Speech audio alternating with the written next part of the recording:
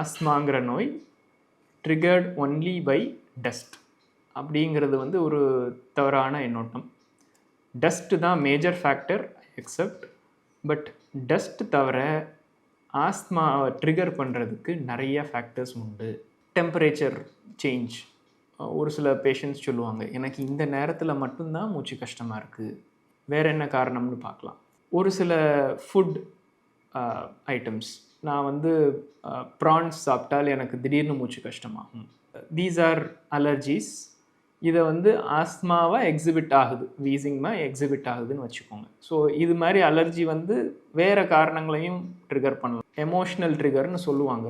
அது எப்படின்னா, நான் திடீர்னு வந்து கோவப்பட்டாங்க. This happens mostly in the children and young females. ஒரு கோவப்பட்டாங்கன்னா, இல்லை ரொம்ப சேட், டவுன் ஆகுறாங்க, கொஞ்சம் டிப்ரெஸ்டாக இருக்காங்க, இந்த கண்டிஷன்ஸில் கூட வந்து ஆஸ்மா ட்ரிகர் ஆகிறதுக்கு வாய்ப்புகள் உண்டு. எஸ்பெஷலி வீட்டில் ஏதாவது பிரச்சனை, கோவப்படுறாங்க அப்படின்னால் வந்து ஆஸ்மா வந்து ட்ரிகர் ஆகலாம். எனக்கு விளாண்டு முடித்து கொஞ்ச நேரத்தில் வந்து மூச்சு கஷ்டமாக இருக்கும். விளையாடும் போது மூச்சு கஷ்டமாக இருக்கிறது இல்லை, பட் விளாண்டு முடிச்சு ஆர் எக்ஸசைஸ் பண்ணி ஒரு 15 minutes 20 minutesக்கு அப்புறம் வந்து எனக்கு வந்து மூச்சு கஷ்டமாக இருக்கும். இதுவும் வந்து it is a form of asthma, exercise induced ஆஸ்மான்னு சொல்லுவாங்க.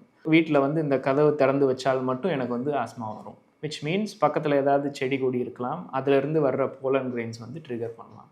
ஸோ இந்த மாதிரி ஆஸ்மாவுக்கு நிறைய ட்ரிகர்ஸ் இருக்குது. டஸ்ட்டு மட்டுமே ட்ரிகர்னு நம்ம சொல்ல முடியாது. டஸ்ட்டுங்கிறது காமன், பட் வேரியஸ் அதர் ட்ரிகர்ஸ்னாலையும் ஆஸ்மா வந்து ட்ரிகர் ஆகும்.